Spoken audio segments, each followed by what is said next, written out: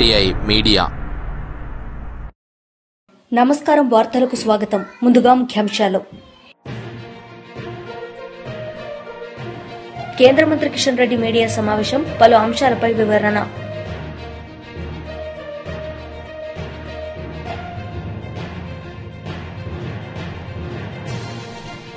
మాజీ మంత్రి బొత్స సత్యనారాయణ మీడియా సమావేశం, పలు అంశాలపై వివరణ.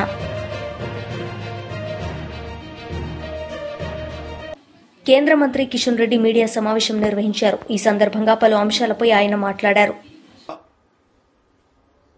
నేను ప్రధానమంత్రి నరేంద్ర మోడీ గారికి హృదయపూర్వకమైనటువంటి ధన్యవాదాలు తెలియజేస్తున్నాను.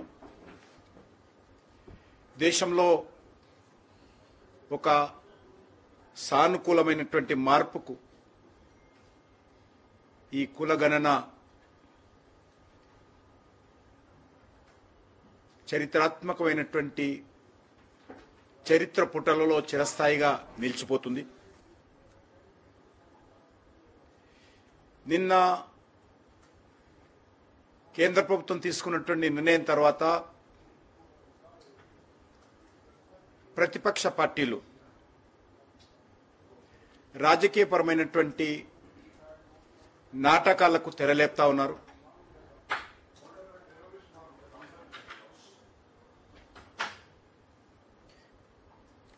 గతంలో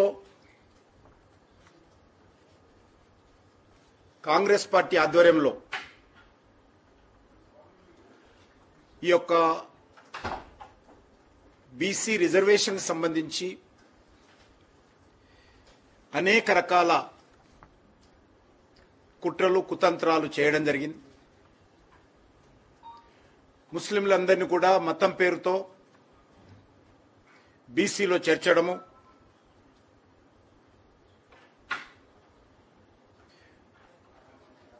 అనేక న్యాయస్థానాలు కూడా కాంగ్రెస్ పార్టీ చేసినటువంటి తప్పుడు నిర్ణయాలను కూడా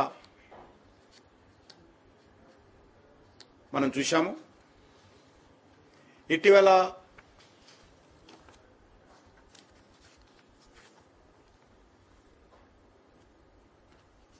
కాంగ్రెస్ పార్టీ నరేంద్ర మోడీ గారి నేతృత్వంలో బీజేపీ అధికారంలోకి వచ్చిన తర్వాత అనేక రకాలుగా షెడ్యూల్ క్యాస్ట్, షెడ్యూల్ ట్రైబ్ కి సంబంధించినటువంటి రాష్ట్రపతుల ఎన్నికలను కూడా వ్యతిరేకించిన విషయాన్ని ఈ సందర్భంగా మనవి చేస్తా ఉన్నాను. ఎస్సీ అయినటువంటి రామ్నాథ్ కోవింద్ గారు కానీ, ఎస్టీ మహిళ అయినటువంటి శ్రీమతి ద్రౌపది ముర్ము గారి యొక్క అభ్యర్థిత్వాలను వ్యతిరేకిస్తూ పోటీ చేసిన విషయాన్ని ఈ సందర్భంగా మనవి చేస్తా ఉన్నాను. ముఖ్యంగా నరేంద్ర మోడీ గారి ప్రభుత్వము ఎస్సీ కేటగరైజేషన్ అనేక సంవత్సరాలుగా,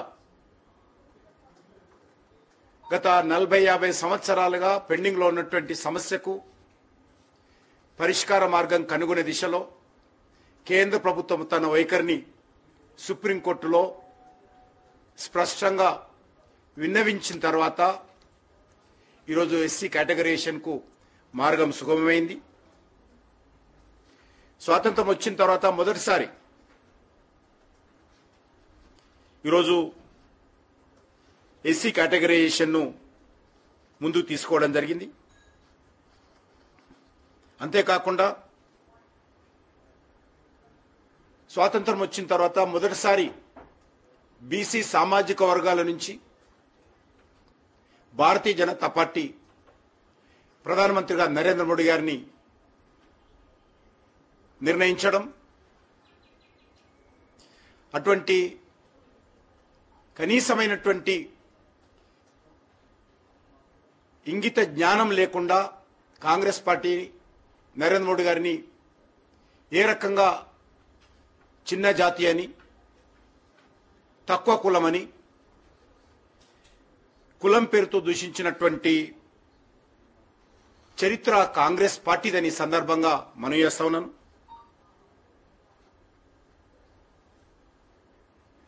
కాంగ్రెస్ పార్టీ మొదటి నుంచి కూడా బీసీల పట్ల మొసలి కన్నీరు కార్చడమే తప్ప చిత్తశుద్ధితో వెనుకబడిన వర్గాలకు అభ్యున్నతి కోసం ఏనాడు కూడా పని చేయలేదనే విషయం అందరికీ తెలుసు.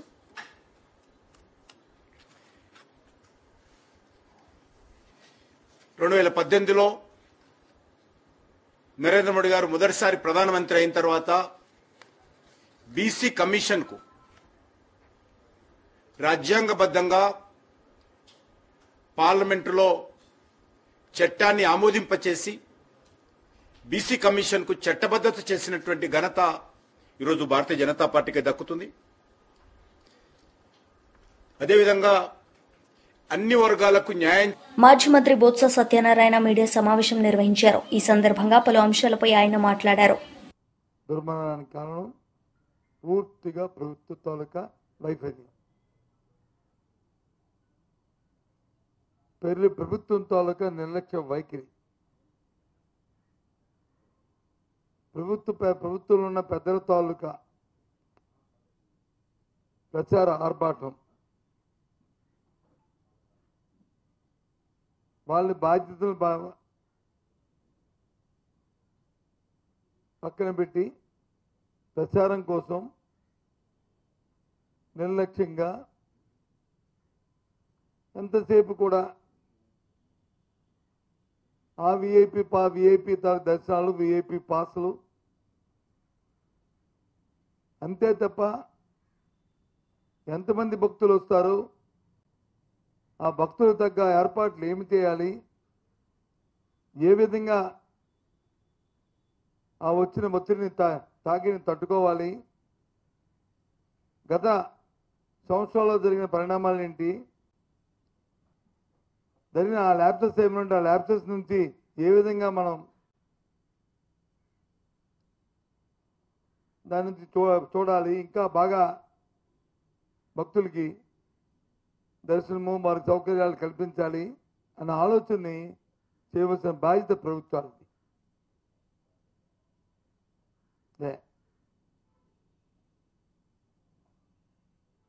నిన్నటి రోజున ఈ జరిగిన సంఘటన పట్ల తెలిసిన వెంటనే 7 భక్తులు దుర్మరణం చెందడం, ఒకరికి వచ్చి ఇంజూర్డ్ అవ్వడం, విషయం తెలిసిన వెంటనే మా నాయకుడు జగన్మోహన్ రెడ్డి గారు పుట్టిన అక్కడి నుంచి బయలుదేరి వచ్చి ఆ కుటుంబాన్ని పరామర్శించి వాళ్ళని వాదార్చి, ఎందుకని యంగ్ కపుల్ నేను చూసాం, వాళ్ళు చూస్తే ఉదయం దవించిపోయింది. 29 సంవత్సరాలు ఉన్న అమ్మాయి, 32 సంవత్సరాలు ఉన్న అబ్బాయి, ఆ కుటుంబానికి ఆధారమైన వాళ్ళు. అదే కుటుంబంలో ఇంకో 2 వాళ్ళని వాదార్చి, కుటుంబాన్ని వాదార్చి వెళ్ళిన నేపథ్యం. ఎందుకు చెప్తున్నానంటే మీకు చూసాను నిన్నగాక ఒక వారం 10 రోజుల కింద, బహుశా 10 రోజులు అవుతుంది అనుకుంటా, ఆ రోజు పత్రికలో చూశాను 5 మంత్రులు వస్తున్నారు. వాళ్ళు వచ్చి సింహాచలం జరగబోయే చందనోత్సవం మీద వచ్చి ఒక సమావేశం ఏర్పాటు చేస్తున్నారు. ఆ రోజు జిల్లా పరిషత్ మీటింగ్ కూడా జరుగుతుంది, జనరల్ బాడీ మీటింగ్ కూడా జరుగుతుంది ఆ రోజు. ఇది విశాఖపట్నం జిల్లా జనరల్ బాడీ మీటింగ్ కూడా. దీని మీద తగు సూచనలు సలహాలు ఇచ్చి తగు నిర్ణయాలు తీసుకుంటారని పత్రికలో వచ్చాయి. ఆ మన్నాడు మళ్ళీ చూశాను, రాత్రి టీవీలోనూ పత్రికలో చూశాను. ఆ సమావేశంలో ఆ మంత్రులు ఇచ్చిన స్టేట్మెంట్లు ఏంటంటే,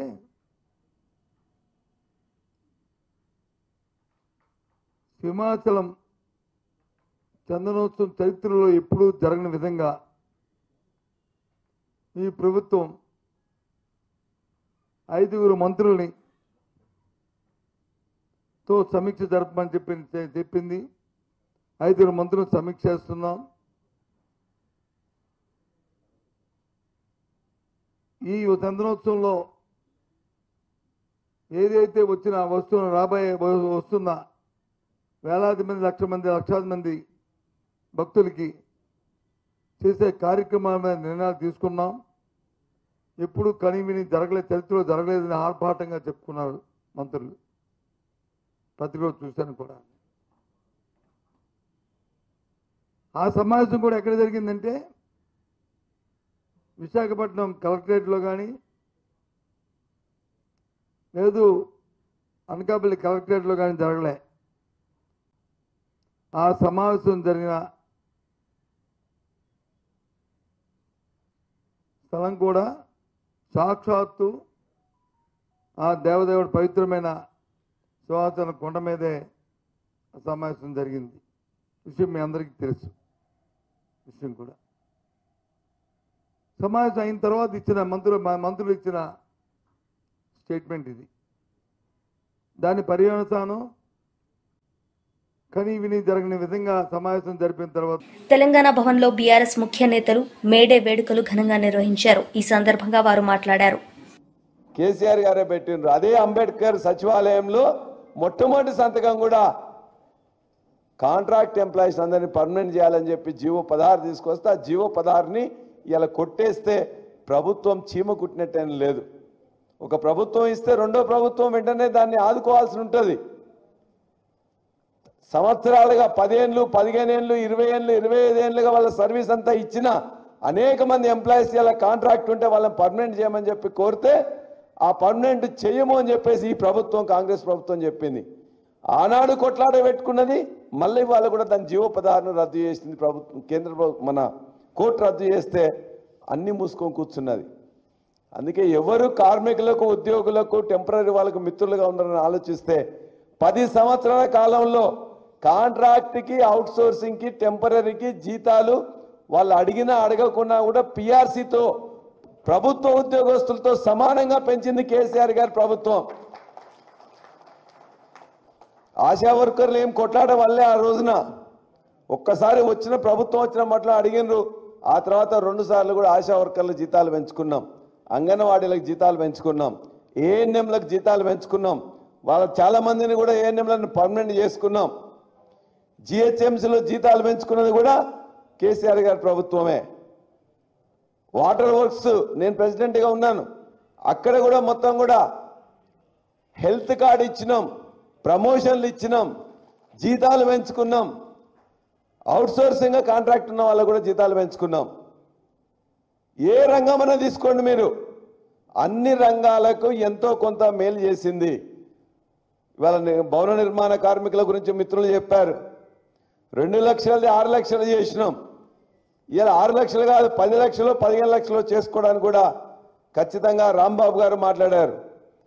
వారు మెన్షన్ చేసిన ఏది కానీ అది ఏ సమస్య అయినా, అది ఆశా వర్కర్లైనా, ఆశా వర్కర్లు వాళ్ళు ఇక్కడికి వస్తే వాళ్ళని ఇష్టం వచ్చినట్టు ప్రవర్తిస్తే అసెంబ్లీలో మెన్షన్ చేయడమే కాకుండా హాస్పిటల్ పోయి వాళ్ళ తరఫున నిలబడి కొట్లాడింది వాళ్ళున్న బీఆర్ఎస్ పార్టీ తప్ప మరెవరు రాలే.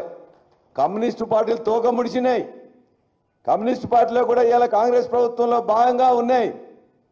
ఇవాళ ఆశా వర్కర్లు అందరూ కొట్లాడ పెట్టుకుంటే వాళ్ళ తరఫున ఏదో లిప్ సింపతి ప్రకటించింది తప్ప వాళ్ళ కోసం కొట్లాడిన వాళ్ళకి ఇవాళ దెబ్బలు తగ్గితే కనీసం చూడలే ఈ యొక్క కమ్యూనిస్ట్ నాయకులు. చాలా దురదృష్టకరం. అదేవిధంగా ముఖ్యంగా అంగన్వాడీల వాళ్ళ సమస్య అదే. ఇవాళ చాలామంది హమాలి వర్కర్లది కానీ లేక ముఖ్యంగా ట్రాన్స్పోర్ట్ వర్కర్లు లేకపోతే ఆటో వర్కర్లు, ఆటో మిత్రులందరూ కూడా 2023 కంటే ముందు పాపం వచ్చిన వాళ్ళు అడిగిన వాళ్ళు అందరూ కూడా చెప్పింది కాంగ్రెస్ పార్టీకి ఓటేయాలని. ఇద్దరికి చెప్పిండ్రు, అడిగిన వాళ్ళకి అడగని వాళ్ళకి అందరికి కూడా కాంగ్రెస్ పార్టీకి ఓటేయాలని. పాపం వాళ్ళు ఓటేసినందుకు వాళ్ళకి శిక్షగా 6 లక్షల మంది ఉద్యోగస్తులు ఉంటే వాళ్ళ యొక్క ఎంప్లాయీస్ ఉంటే 6 లక్షల మంది కోసం వాళ్ళ మొత్తం ఇమ్మీడియట్గా వాళ్ళకి కట్ అయిపోయింది. వాళ్ళు ఇబ్బందులు పడ్డది ఎవరంటే ఆటో కార్మికులు. ఎవరున్నారు ఆటో కార్మికుల్లో?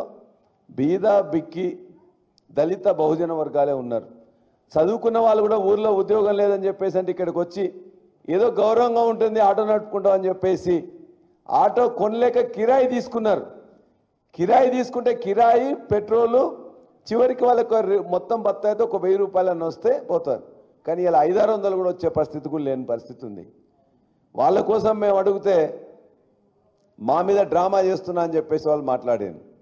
మేము చెప్పినా మేము అడిగింది కాదు, నువ్వు ఏదైతే మేనిఫెస్టోలో చెప్పినావో కనీసం 12,000 రూపాయలు వాళ్ళు లోన్ తెచ్చుకొని కొనుక్కుంటే ఈఎంఐ కట్టలేకపోతుంది. మాజీ మంత్రి చెల్లుబోయిన వేణుగోపాలకృష్ణ మీడియా సమావేశం నిర్వహించారు. ఈ సందర్భంగా పలు అంశాలపై ఆయన మాట్లాడారు. జనగణన అంటే జనాభా లెక్కల్ని చేసేటువంటి ఒక ప్రక్రియ. ఆర్టికల్ 246 నిబంధన 69 ప్రకారంగా 69వ అంశంలో రాజ్యాంగంలో పేర్కొన్నటువంటి ఆర్టికల్ 246 69వ అంశంలో కేంద్ర ప్రభుత్వమే జనాభా లెక్కలు చేయాలనేటువంటిది ఉంది.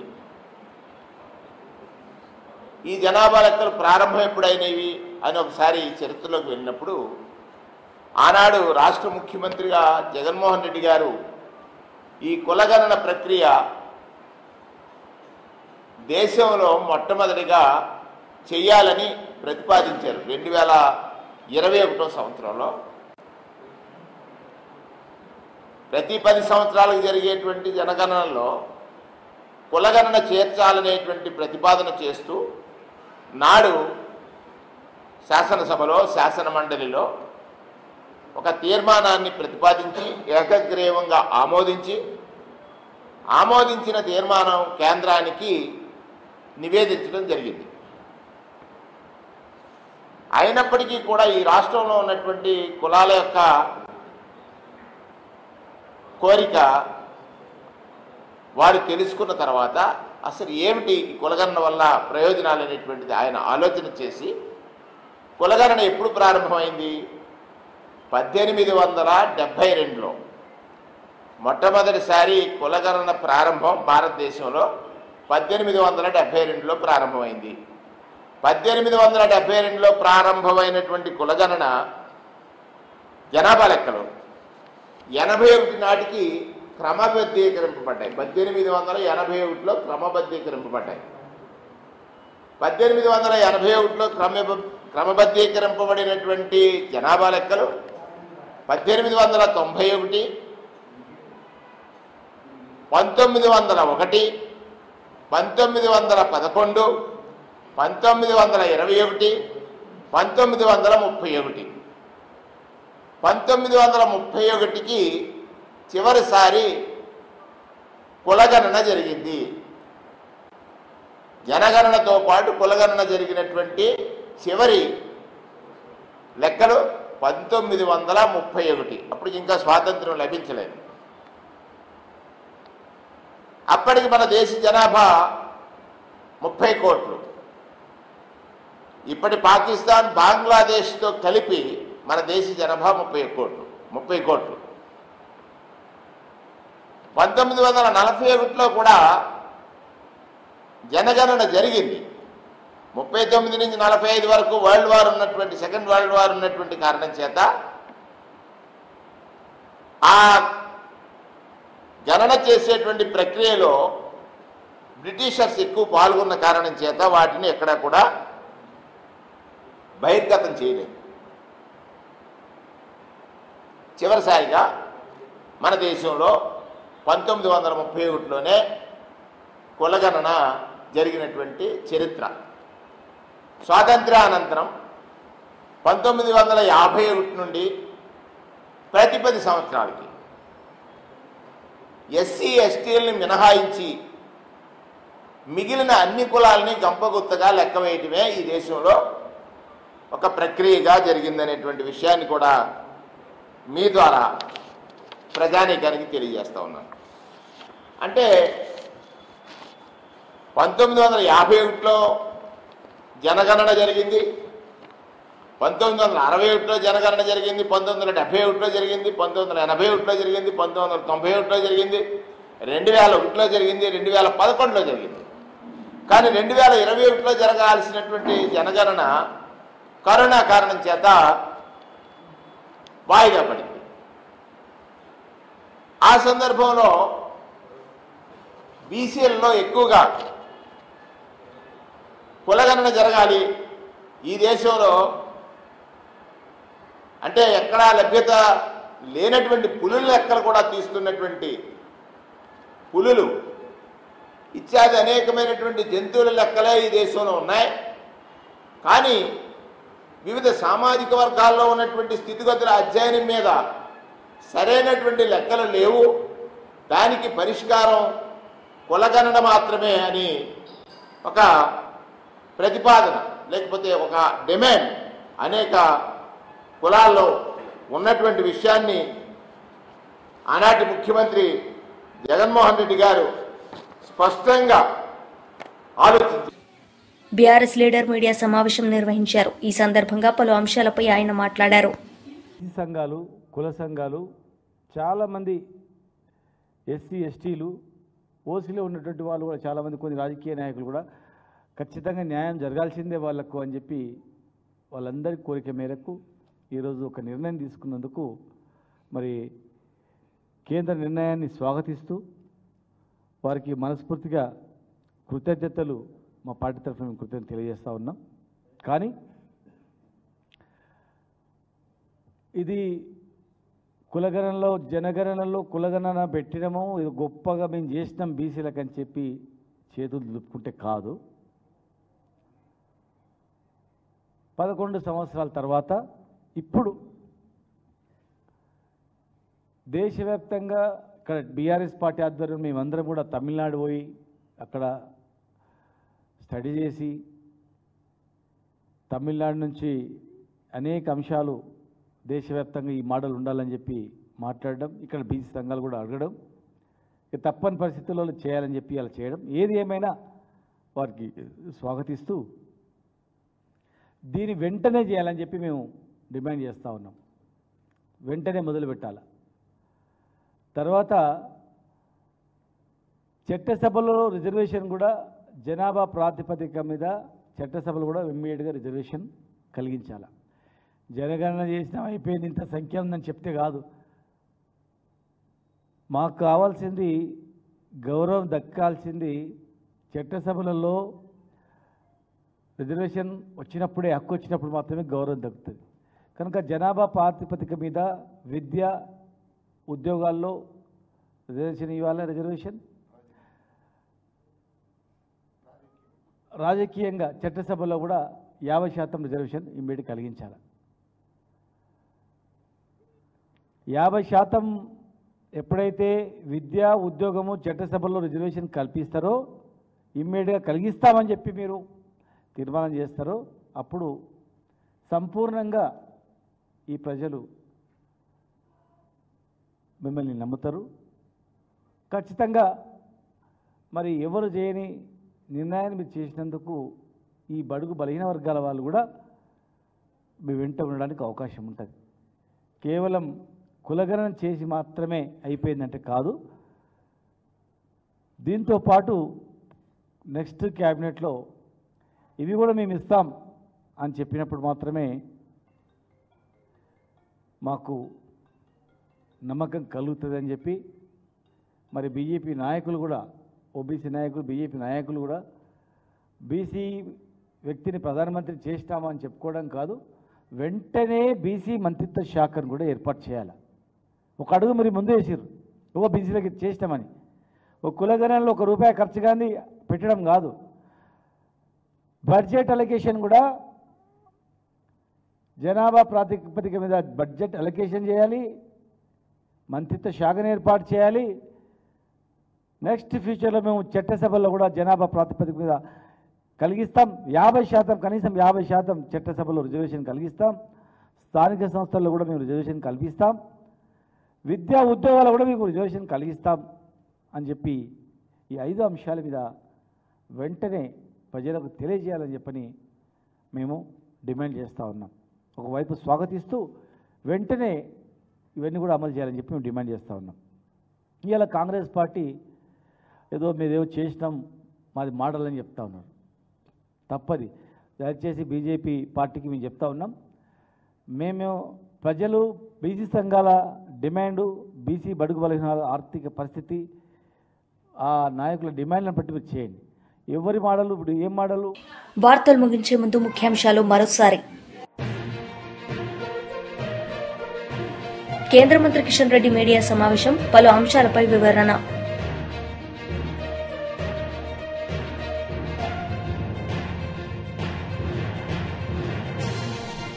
మాజీ మంత్రి బొత్స సత్యనారాయణ మీడియా సమావేశం, పలు అంశాలపై వివరణ.